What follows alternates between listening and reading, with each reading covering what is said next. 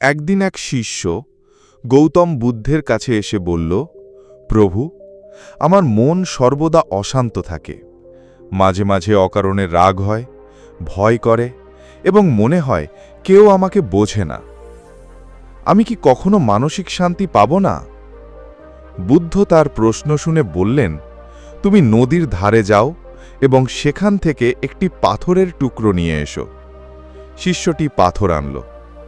বুদ্ধ বললেন, এখন এই পাথরটিকে আবার নদীর জলের মধ্যে ফেলে দিয়ে এসো।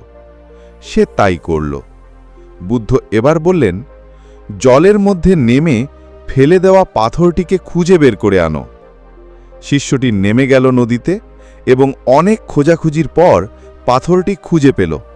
সে যখন ফিরে এলো তখন বুদ্ধ জিজ্ঞাসা করলেন, তুমি যখন সেই পাথর খুঁজছিলে তখন তোমার মন কোথায় ছিল? শিষ্যটি বলল, আমার মন পুরোপুরি পাথর খোঁজাতেই ব্যস্ত ছিল প্রভু। বুদ্ধ মৃদু হেসে বললেন, দেখো, ঠিক যখন তুমি পাথর খুঁজছিলে তখন আর কিছু ভাবনি। তেমনি যদি তুমি প্রতিদিন নিজের অন্তরের শান্তির দিকে মনোযোগ দাও, তাহলে বাইরের অশান্তি আর তোমায় কষ্ট দিতে পারবে না।